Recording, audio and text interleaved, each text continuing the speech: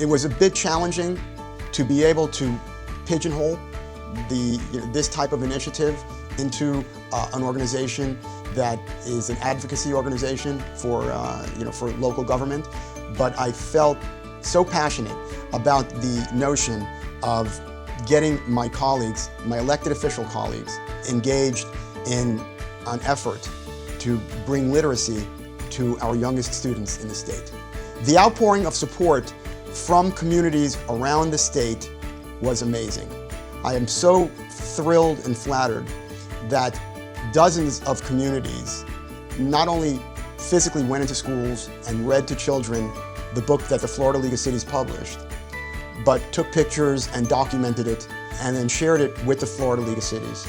So I'm grateful to all the communities that not only participated in the Readers to Leaders program, but benefited from it as well.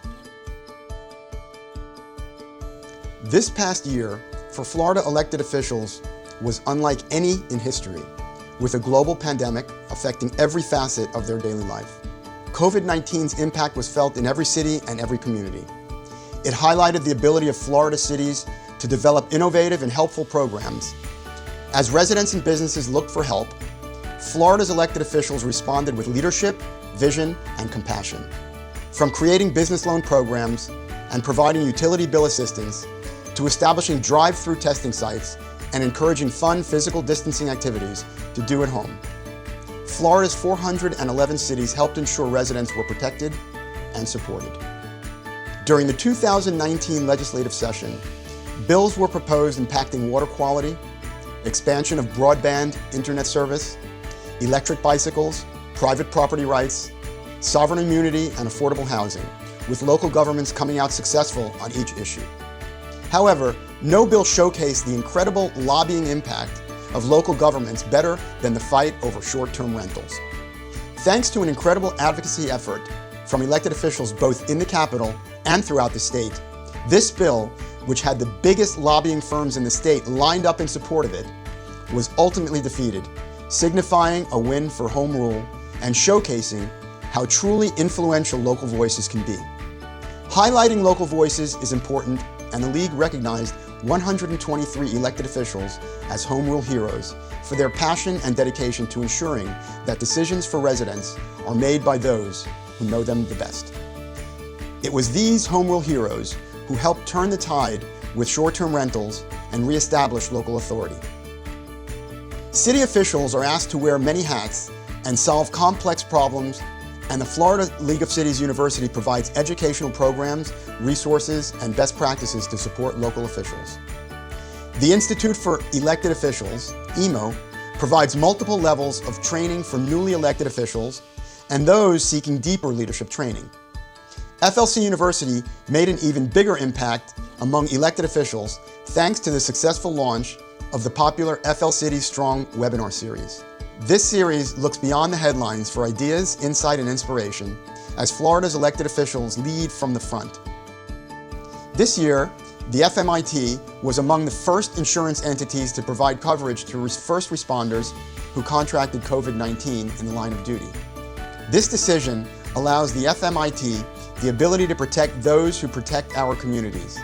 It also continues FMIT's history of bettering its membership by being on the cutting edge of coverage thanks to its innovation and flexibility. And as FMIT members navigated the return to work of their employees, FMIT was there every step of the way, providing webinars, training, materials, and advice on the safest and most effective ways to ensure employees can return safely.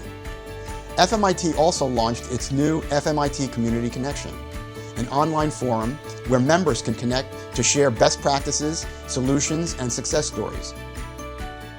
The Florida Municipal Loan Council continues to provide incredible support to cities in Florida looking to find cost-effective ways to improve their communities. Nearly $25 million in bonds and loans were issued to the cities of Auburndale, Sanibel, and Valparaiso to construct youth baseball fields, complete city hall improvements, purchase equipment, make wastewater plant improvements, and develop a senior center and refinance existing debt. This past year, the League unveiled a new logo and brand identity, as well as a brand new tagline, Local Voices, Making Local Choices. That highlights the importance of recognizing and empowering local municipalities. The brand shines a light on the local voices making choices critical to Florida City's growth and development, and the important role local voices have in ensuring the wants and needs of their communities are met. The Florida League of Cities will continue to support the need of equitable communities. It is during times like this when our citizens look to us for answers and support. We must come together by harnessing our collective resources, fostering constructive dialogue, and implementing our best practices. We are at our best when we engage the power of our diverse array of Florida cities to respond to the needs of our citizens. I would like to thank my officers, Tony Ortiz and Randy Henderson, who have spent this most challenging year by my side, making sure that it's been a successful year. I want to thank the Board of Directors for supporting our initiatives and helping move the Florida League of Cities in the right direction. I'd like to thank my family for allowing me countless hours away from home and away from work to make sure that my presidential year has been the most successful year possible.